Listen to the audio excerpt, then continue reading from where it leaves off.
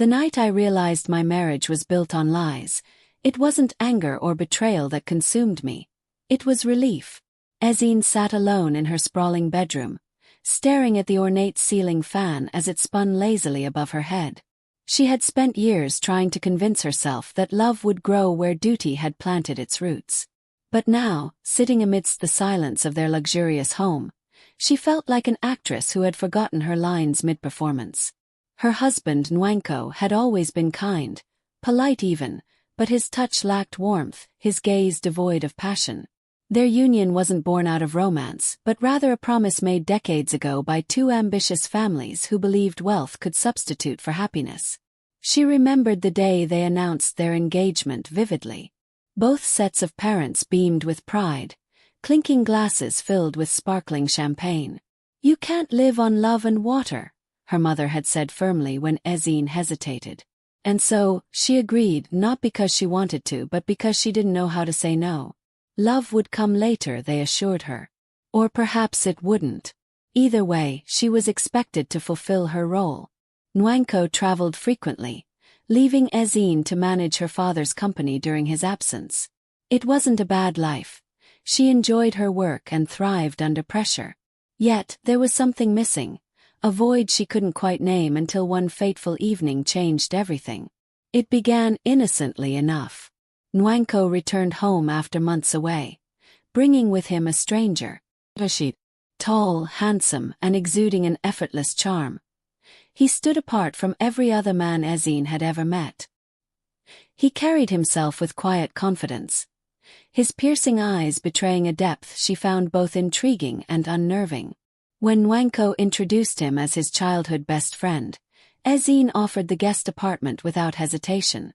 After all, hospitality was second nature to her upbringing. But Rashid wasn't just another visitor passing through their lives. From the moment he stepped into their world, he brought with him an energy that awakened something dormant within Ezine. Conversations flowed easily between them, laughter filling spaces once occupied by awkward silences. For the first time she felt seen, not as a dutiful wife or obedient daughter, but as a woman capable of desire. One evening, over dinner, Rashid shared stories of his struggles since losing his job. His vulnerability struck a chord deep within her. As the wine loosened their inhibitions, she caught him looking at her differently, as if seeing beyond the facade she wore daily. That look ignited a spark inside her, one she hadn't known existed. And then came the night that shattered her carefully constructed reality. Stranded on a desolate road after attending a funeral, she called Rashid for help. What started as a simple rescue mission ended in a confession neither of them anticipated. Under the cover of darkness, surrounded by the hum of crickets and the weight of unspoken longing, they crossed a line neither had intended to breach. In Rashid's arms, Ezine discovered sensations she never imagined possible. Every touch sent waves of electricity coursing through her body, culminating in an explosion of pleasure so intense it left her breathless. Later, unable to comprehend what had happened, she turned to the internet for answers. Anonymous forums confirmed what she suspected. She'd experienced her first orgasm. Yet, as dawn broke, guilt settled heavily upon her shoulders. How could she reconcile this newfound ecstasy with the vows she'd sworn? Was this sin worth the price of salvation? Little did she know, this encounter would set off a chain reaction, unraveling secrets buried beneath layers of obligation and tradition. By the time the truth emerged, nothing would ever be the same again.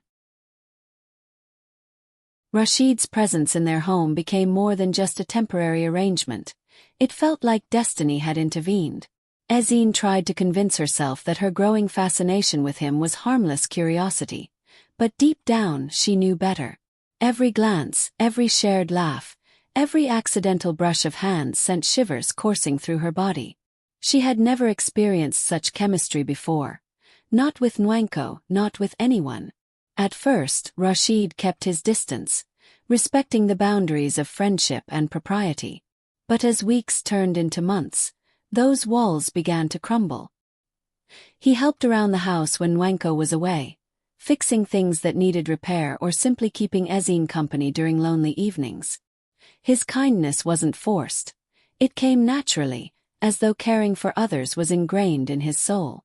And yet, there was an undercurrent of something unspoken, a tension neither of them dared address.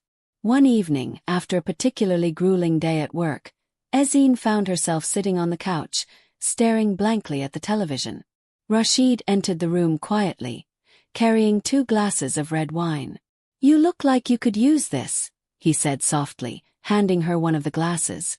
She accepted it gratefully, taking a sip before responding. "Thank you. I didn't realize how much I needed this until now." They sat in companionable silence for a while, the weight of unspoken words hanging heavy in the air. Finally, Rashid broke the quiet.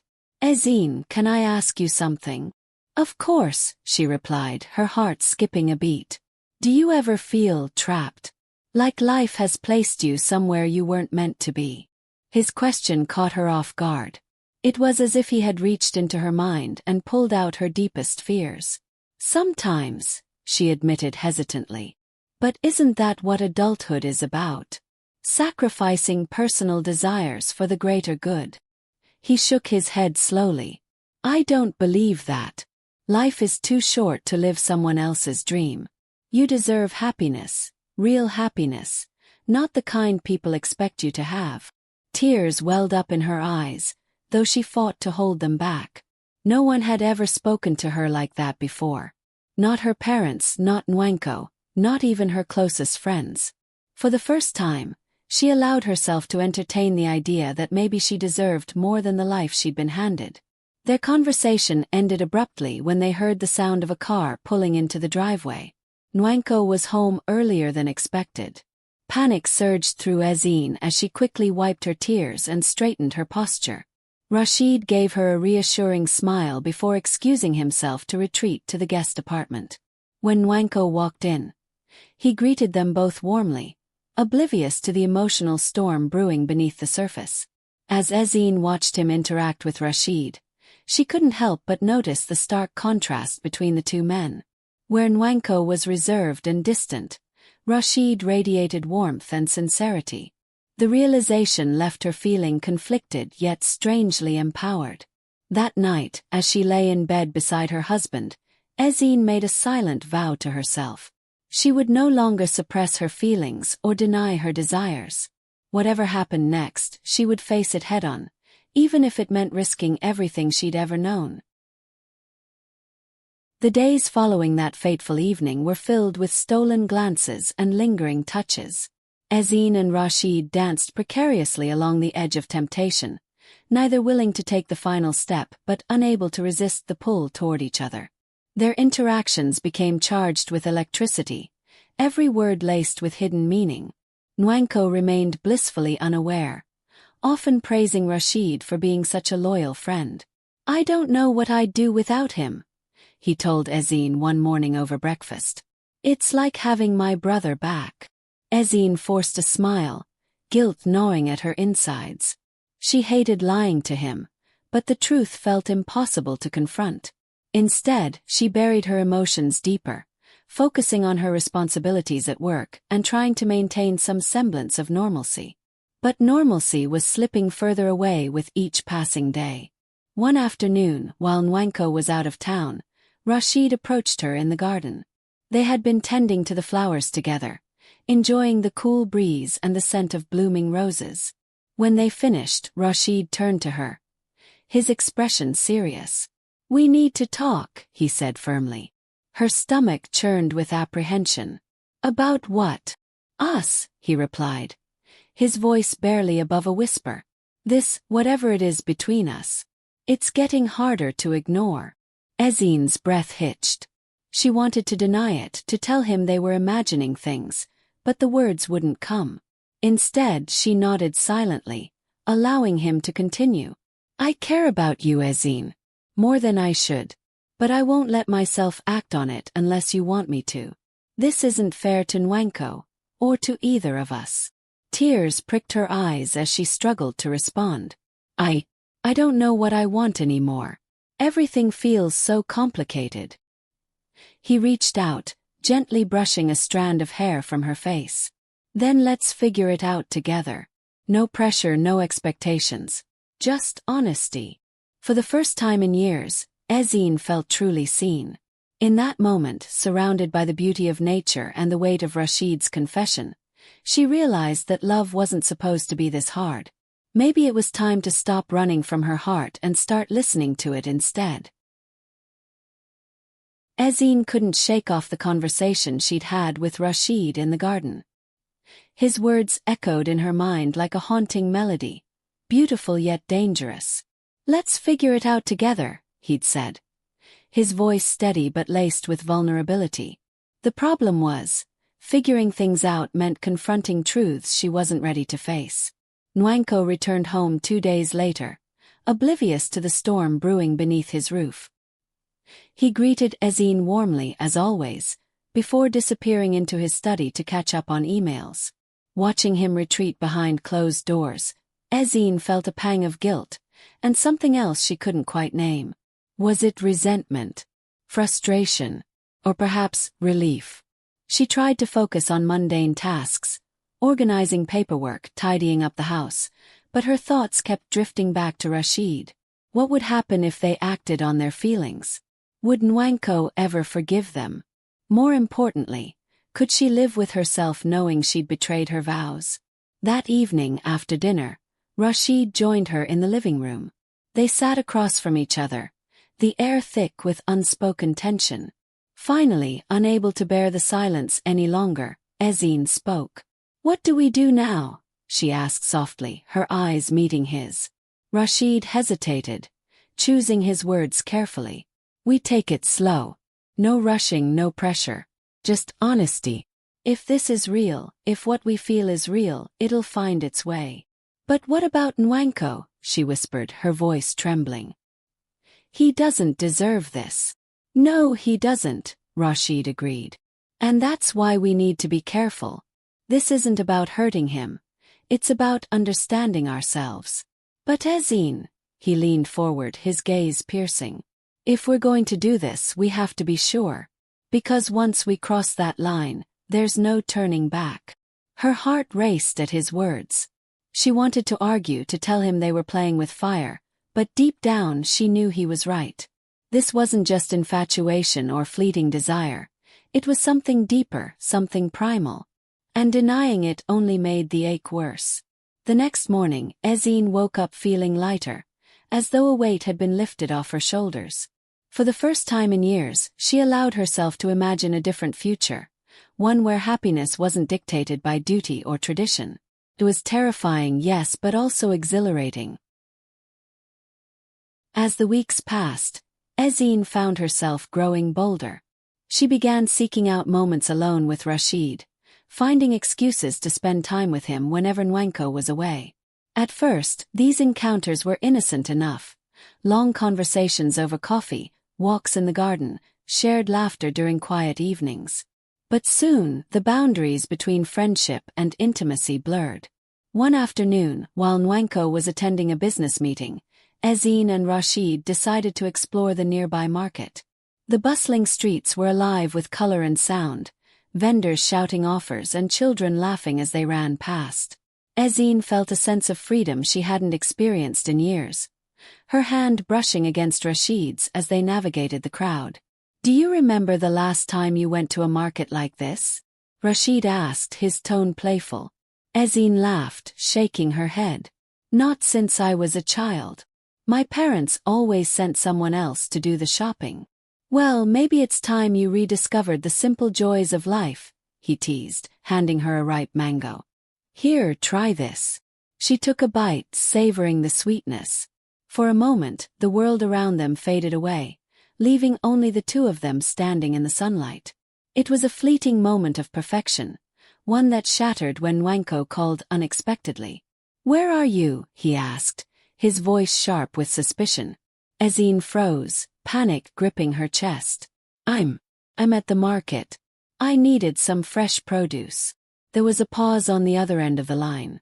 "Alone?" "Yes," she lied, glancing nervously at Rashid. "Why?" "Nothing. Just checking," Nwanko replied, though his tone suggested otherwise. "I'll see you tonight." When the call ended, Ezine exhaled sharply, her hands trembling. He knows something's wrong, she murmured. Rashid placed a reassuring hand on her shoulder. He doesn't know anything. We're being careful, remember. But the seed of doubt had already been planted. From that day forward, every glance, every touch, every whispered word carried the weight of potential discovery. And yet, neither of them could bring themselves to stop. The tension reached a boiling point one rainy evening. Nwanko had returned early from a trip, catching Ezine and Rashid sharing a quiet moment in the kitchen. Though nothing inappropriate had happened, the look in Nwanko's eyes told Ezine everything she needed to know. He suspected. Dinner that night was tense, the atmosphere heavy with unspoken accusations. When Nwanko finally broke the silence, his words cut like a knife. "I've noticed how close you two have become," he said, his voice cold. "Is there something I should know?" Ezine's heart sank. She opened her mouth to deny it, but Rashid beat her to it. "There's nothing going on, Nwanko," he said firmly. "You're my best friend, and Ezine is your wife. I respect that." For a moment, it seemed like Nwanko believed him. But as the days turned into weeks, his behavior grew increasingly erratic. He started questioning Ezine's whereabouts, calling her multiple times a day, and even showing up unannounced at work. The pressure mounted until Ezine felt like she was suffocating. One night, unable to bear it any longer, she confronted Rashid. "We can't keep doing this," she said, tears streaming down her face. "It's tearing us apart, and it's destroying him." Rashid pulled her into his arms, holding her tightly. "Then let me leave. I'll go somewhere far away, where I won't cause any more trouble." "No," she whispered, clutching his shirt. "I don't want you to leave. I don't know how to fix this." They stood there for what felt like hours, clinging to each other as the storm raged outside. In that moment, they both realized the truth. Love wasn't supposed to hurt this much, but letting go might hurt even more. The days following Nwanko's suspicion were fraught with unease. Ezine walked on eggshells, her every move calculated to avoid raising further questions. Rashid, too, retreated slightly, spending more time in the guest apartment and less in shared spaces. Yet, despite their efforts to distance themselves, the connection between them remained palpable, a silent thread pulling them closer even as they tried to push apart. Ezine found herself retreating into routine, throwing herself into work to distract from the turmoil brewing at home. Her father noticed her exhaustion during a board meeting and pulled her aside afterward. "You've been distant lately," he said gently. "Is everything all right?" She forced a smile, though her heart ached. "Just tired, Daddy. Work has been overwhelming." He studied her face, his brow furrowing. "If there's something bothering you, you can tell me. You know that, right?" Her throat tightened, guilt washing over her. How could she explain the mess she'd created without betraying the family honor? Instead, she nodded silently, excusing herself before tears betrayed her composure. That evening, as she sat alone in her bedroom, Rashid knocked softly on the door. She hesitated before letting him in, knowing it was risky but unable to resist the comfort of his presence. "We can't keep living like this," he whispered, sitting beside her on the bed. "It's killing all of us." "I know," she replied, her voice barely audible. "But what choice do we have? If Nwanko finds out—" "He already suspects," Rashid interrupted, his tone grim. "And if we don't address it soon, it'll only get worse." Ezine buried her face in her hands, overwhelmed by the weight of their predicament. "I don't want to hurt him. He doesn't deserve this." "No one deserves to be lied to," Rashid agreed. "But staying silent isn't helping anyone either. Maybe it's time we told him the truth." Her head snapped up, eyes wide with panic. "Are you insane? Do you realize what that would mean? For him, for us, for everyone." Rashid sighed, running a hand through his hair. "I'm not saying it'll be easy, but living a lie is tearing us apart. At least honesty gives us a chance to start over, whatever that looks like. They sat in silence for a long moment, the enormity of his suggestion hanging heavy in the air. Finally, Ezine spoke, her voice trembling. If we do this, we need to prepare for the worst. Because once the truth comes out, there's no going back. The decision to confront Nwanko weighed heavily on both Ezine and Rashid.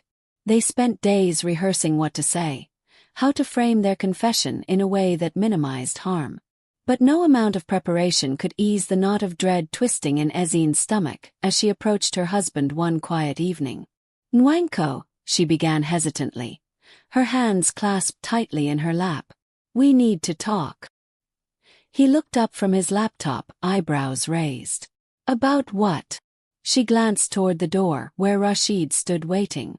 With a deep breath, she gestured for him to enter. Nwanko's expression shifted instantly, from curiosity to suspicion to outright anger.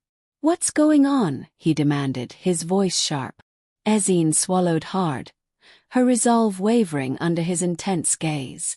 "There's something you need to know, about Rashid and me." For a moment, the room fell silent, the tension thick enough to cut with a knife. Then, slowly, Rashid stepped forward. "It's my fault," he admitted, his voice steady despite the storm brewing in his eyes. "I never intended for any of this to happen. But I care about your wife, Nwanko, more than I should."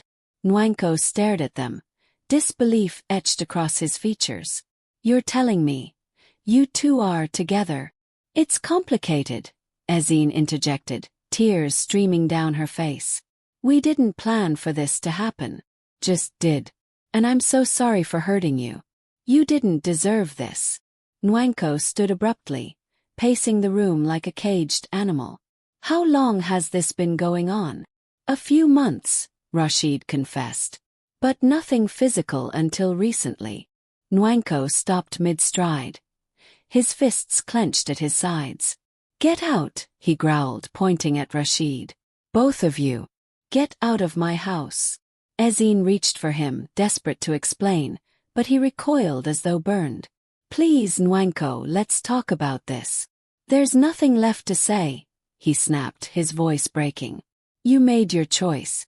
Now live with it." With that, he stormed out of the room, slamming the door behind him. Ezine collapsed onto the floor, sobbing uncontrollably, while Rashid knelt beside her, holding her close. "We did the right thing," he murmured, though his voice lacked conviction. "Didn't we?" But neither of them had an answer. In the aftermath of their confession, the household descended into chaos. Nwanko moved out temporarily, refusing to speak to either Ezine or Rashid. Their families intervened, attempting to mediate the situation, but tensions ran high. Accusations flew, alliances shifted, and the fragile peace they'd once known crumbled entirely. Ezine felt like she was drowning, caught between guilt and relief. On one hand, the weight of secrecy had lifted. On the other, the fallout threatened to destroy everything she held dear. Rashid stayed by her side, offering support and reassurance, but even he couldn't shield her from the consequences of their actions. One afternoon, while sorting through old photographs, Ezine stumbled upon a picture of her and Nwanko on their wedding day. They looked happy, or at least they pretended to be. Tears welled up in her eyes as she realized how far they'd strayed from that moment. "I never wanted to hurt him," she whispered, clutching the photo tightly. Rashid placed a comforting hand on her shoulder. "None of us did. But sometimes, love demands sacrifices we aren't prepared to make." She turned to him, her gaze searching. "Do you think we'll ever find peace? Or are we doomed to carry this burden forever?" He hesitated before answering. "I don't know. But I do know that running away won't solve anything. We have to face this, together." And so, they resolved to rebuild, not just their relationship but themselves. It wouldn't be easy, and forgiveness might never come. But for the first time in years, Ezine felt free. Free to love, free to choose, free to embrace the life she truly wanted. The days following Nwanko's departure were a blur of guilt, regret, and tentative hope. Ezine and Rashid tried to navigate their new reality, but the absence of closure weighed heavily on them both. They knew they couldn't move forward without addressing the damage they'd caused, not just to Nwanko, but to themselves. One morning, as Ezine sipped her coffee in silence, Rashid approached her cautiously. "Do you think he'll ever forgive us?" he asked, his voice tinged with uncertainty. She sighed deeply, setting her cup down. "I don't know if forgiveness is even possible. But we owe it to him and to ourselves to try." With that resolve, they decided to reach out to Nwanko. After several unanswered calls and messages, they finally managed to arrange a meeting at a neutral location, a quiet cafe near the outskirts of Abuja. The air was thick with tension as they waited for him to arrive. When Nwanko walked in, his expression was unreadable. He sat across from them, his posture stiff, his eyes avoiding theirs. For a moment no one spoke. Then finally Ezine broke the silence. "Thank you for coming," she said softly. "We didn't want things to end this way." Nwanko's jaw tightened. "You mean you didn't want me to find out this way?" His words stung, but Ezine forced herself to stay composed. "That's true. We handled everything wrong and I'll never stop regretting that. But we needed to tell you the truth, no matter how painful it was." He leaned back in his chair, his gaze fixed on the table. "Why now? Why after all these years did you suddenly decide honesty mattered?" "It wasn't sudden," Rashid interjected, his tone measured. "We fought against our feelings for a long time, hoping they'd go away. But they didn't. And pretending otherwise was destroying all of us." Nwanko looked at him sharply. "So what happens now? You expect me to just walk away and let you two be happy together?" "No," Ezine replied quickly. "We don't expect anything from you. We just wanted to give you the respect of knowing the truth. Whatever happens next is up to you." For a long moment, Nwanko stared at them, his emotions simmering beneath the surface. Finally, he exhaled sharply. "I need time to process everything, to figure out what I want. But I can't promise forgiveness, not yet." It wasn't the resolution they'd hoped for, but it was a start. As they parted ways, Ezine felt a flicker of hope.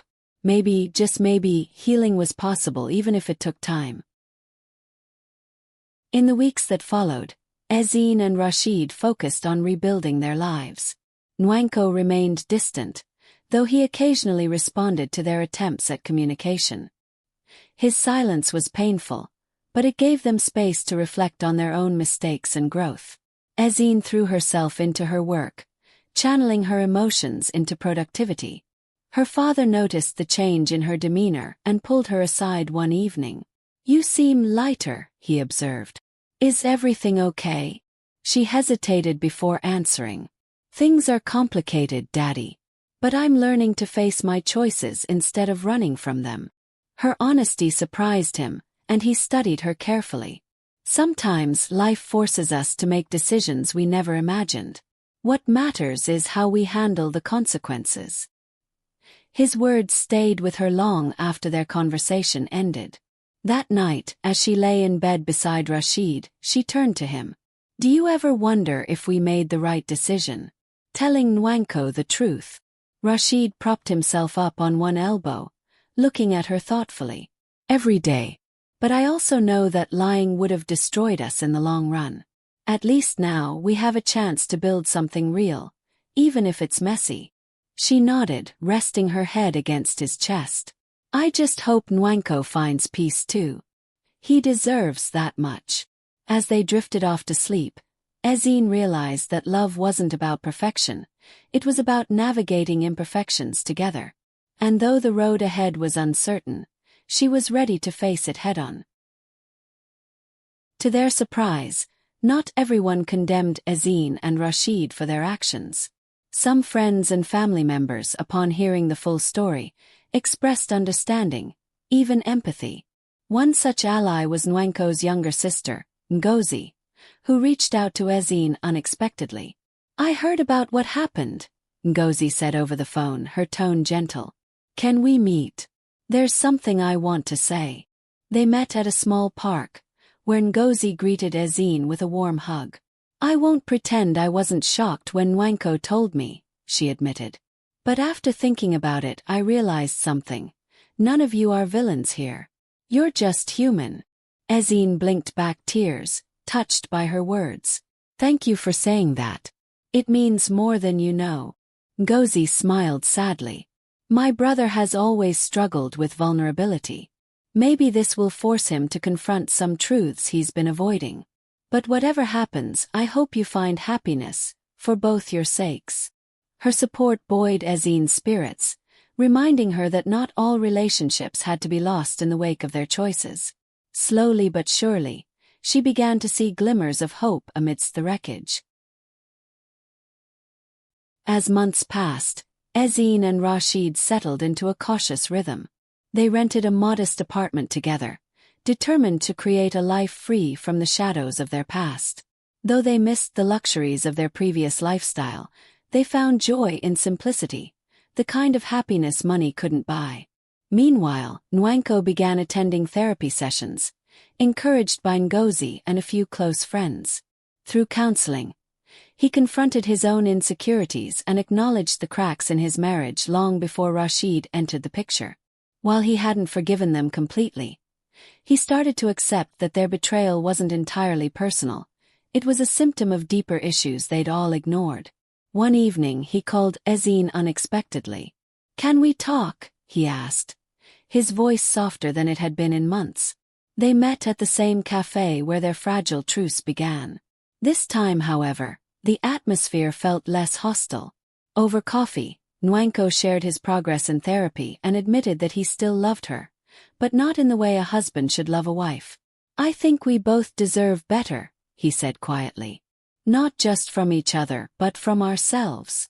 Tears filled Ezine's eyes as she reached across the table to squeeze his hand. "Thank you for saying that. It means everything." Though their marriage was officially over, a sense of closure began to take root. For the first time in years, all three of them dared to imagine a future unburdened by guilt or resentment. With Nwanko's tentative acceptance of their separation, Ezine and Rashid finally allowed themselves to dream of a future together, one built on honesty and mutual respect. They moved into a cozy apartment in a quieter part of Abuja, far from the prying eyes of their families and acquaintances. It wasn't luxurious, but it felt like home, a sanctuary where they could heal and grow without judgment. Ezine found solace in redecorating their space, filling it with vibrant colors and personal touches. She hung photographs of landscapes she'd always wanted to visit, symbolizing her newfound freedom to explore life beyond societal expectations. Rashid joined her in these small acts of creation, painting one wall a deep teal that reminded him of the ocean. Together, they transformed the apartment into a reflection of their shared hopes and dreams. One evening, as they sat on the balcony watching the sunset, Rashid turned to her with a soft smile. "Do you ever think about what our lives might have been like if we hadn't met?" She leaned into him, resting her head on his shoulder. "All the time. But then I remember how empty my life felt before you, and I know this is where I'm meant to be." He kissed her forehead gently. "Me too. No matter how hard things got, I wouldn't trade this for anything." Their conversation drifted to lighter topics: plans for weekend getaways, books they wanted to read, recipes they hoped to try. For the first time in years, Ezine felt truly alive, unburdened by guilt or fear. Love, she realized, wasn't just about passion. It was about partnership, trust, and the courage to face life's challenges side by side. While Ezine and Rashid embraced their new beginning, Nwanko continued his journey toward healing. Therapy had opened doors he never knew existed, forcing him to confront not only the pain of betrayal but also the flaws in his own character. He came to understand that his frequent travels and emotional distance had contributed to the breakdown of his marriage, a truth that was both humbling and liberating. During one particularly poignant session, his therapist asked, "What does happiness look like for you now? Not what others expect, but what you want." Nwanko paused, considering the question deeply. "I think I want to live authentically. To stop pretending I'm someone I'm not. And maybe someday find love again, not because I need it but because I deserve it. Encouraged by this revelation, he began making changes in his life. He cut back on work trips, prioritizing self-care and reconnecting with old friends. He even started volunteering at a local community center, finding fulfillment in helping others. Slowly but surely, he rediscovered pieces of himself he thought were lost forever. One day, while sorting through boxes of old belongings, he stumbled upon a letter Ezine had written to him shortly after their wedding. In it, she expressed her hopes for their future, together happy and whole. Reading her words brought tears to his eyes, not out of sadness but gratitude. Though their paths had diverged, he recognized the beauty in what they once shared, and the growth that came from its end. Months later, Ezine woke up feeling unusually nauseous. At first, she dismissed it as stress or fatigue, but when the symptoms persisted, she decided to visit a doctor. The diagnosis left her stunned. She was pregnant. Rashid's reaction was immediate and overwhelming joy. "Are you serious?" he exclaimed, pulling her into a tight embrace. "This is incredible." But beneath the excitement lay a flicker of apprehension. Neither of them had planned for children so soon, especially given the complexities of their situation. Still, they agreed that this baby, this miracle, was a blessing they couldn't ignore. They broke the news to their families carefully, bracing themselves for potential backlash. To their surprise, most responded with cautious optimism. Even Nwanko, when informed, offered his congratulations. "I'm glad you're happy," he said simply, his tone sincere. "That's all I ever wanted for you." As her pregnancy progressed, Ezine marveled at the changes in her body and spirit. She felt stronger, more resilient, and deeply connected to the life growing inside her. Rashid supported her every step of the way, attending appointments, reading parenting books, and preparing their home for the arrival of their child. For the first time, they dared to believe that happiness wasn't just possible, it was within reach. The birth of their son, whom they named Nwanko in honor of their past, marked a turning point in Ezine and Rashid's lives. Parenthood brought unparalleled joy but also unexpected challenges. Sleepless nights, endless diaper changes, and the constant demands of caring for a newborn tested their patience and resilience. Yet through it all they grew closer. Rashid proved to be an attentive and loving father, often taking over nighttime feedings so Ezine could rest. Ezine, in turn, marveled at his ability to balance work and family life, grateful for the stability he provided. One afternoon, as they sat together in the nursery, watching their baby sleep peacefully, Ezine turned to Rashid with a wistful smile. "Do you ever wonder if we're doing this right? If we're enough for him?" He took her hand in his, squeezing it gently. "We'll make mistakes, that's inevitable. But as long as we love him and each other, we'll figure it out. Together." Her heart swelled with gratitude. Despite the chaos of parenthood, she felt grounded in their partnership, a bond forged not just by love but by shared experiences and unwavering commitment. Over time, Nwanko's relationship with Ezine and Rashid evolved into something resembling friendship. While forgiveness didn't come easily, he acknowledged the role he played in the dissolution of their marriage and expressed admiration for their courage to pursue happiness. "I won't lie and say I'm completely okay with everything," he admitted during one candid conversation. "But I see now that you two needed each other in ways I couldn't provide. And honestly, I'm glad you found that." His words brought tears to Ezine's eyes. "Thank you for saying that. It means more than you know." As they parted ways that day, Nwanko lingered for a moment, looking at the sleeping baby in Rashid's arms. "Take care of him," he said softly. "And yourselves." With that, he walked away, leaving behind a sense of closure that had eluded them for so long. Ezine and Rashid stood side by side, watching him disappear into the distance, knowing they had finally laid the ghosts of their past to rest. Years passed, and life settled into a rhythm that felt both ordinary and extraordinary. Ezine and Rashid's family grew when they welcomed twin girls, Ngozi and Amara, into their lives. The household buzzed with laughter, chaos, and love, a testament to the resilience of their bond. Their son, Nwanko Jr., blossomed into a curious and kind-hearted child. His presence a constant reminder of the ties that once bound them all together. Ezine found fulfillment not only as a mother but also in her career. She transitioned from her father's company to start her own business, focusing on empowering women through mentorship programs and skill-building workshops. Her work became a source of pride, allowing her to inspire others who, like her, had once felt trapped by societal expectations. Rashid, too, flourished in his role as a regional manager. His promotion brought new responsibilities, but he balanced them effortlessly with his duties as a husband and father. On weekends, he often took the children to the park or taught them how to ride bikes, cherishing every moment spent building memories with his family. One evening, as they sat around the dinner table sharing stories about their day, Ezine looked at Rashid and smiled.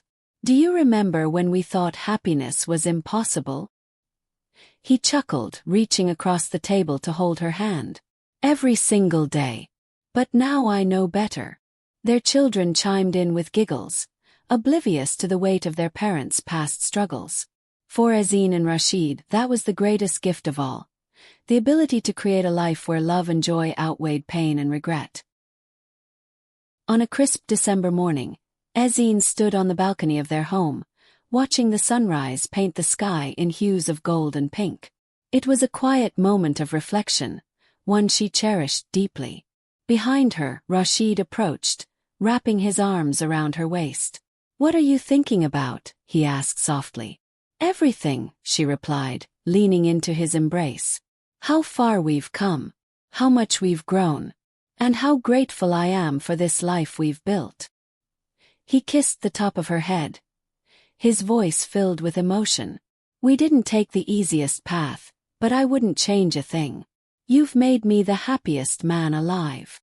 Her eyes misted over as she turned to face him. "And you've given me something I never thought I'd have, a love that feels real, honest, and whole." Later that day, they attended a small gathering hosted by Ngozi, who had become a close friend and confidant over the years. To everyone's surprise, Nwanko joined them, bringing along his fiancée, a warm and compassionate woman named Ezine. Seeing him happy brought Ezine immense relief, knowing that forgiveness and redemption were possible even after the deepest wounds. As the evening drew to a close, Nwanko pulled Ezine aside for a private conversation. "I just wanted to say thank you for everything, for being brave enough to tell me the truth, even when it hurt. Because of that, I found my way back to myself." Tears streamed down her face as she hugged him tightly. "You deserve all the happiness in the world, Nwanko. Always." When they returned to the group, Rashid raised a glass in a toast. "To second chances, new beginnings, and the people who help us find our way. Cheers." The room erupted in applause, a celebration not just of their individual journeys but of the interconnectedness that had shaped their lives. As Ezine looked around at the faces of those she loved, she realized that life wasn't about avoiding mistakes. It was about learning from them, growing stronger, and finding beauty in the broken pieces. And so, under the vast African sky, surrounded by laughter and love, Ezine knew she had finally found her place in the world, a place where she belonged, not because of duty or tradition, but because of choice, courage, and an unshakable belief in the power of love.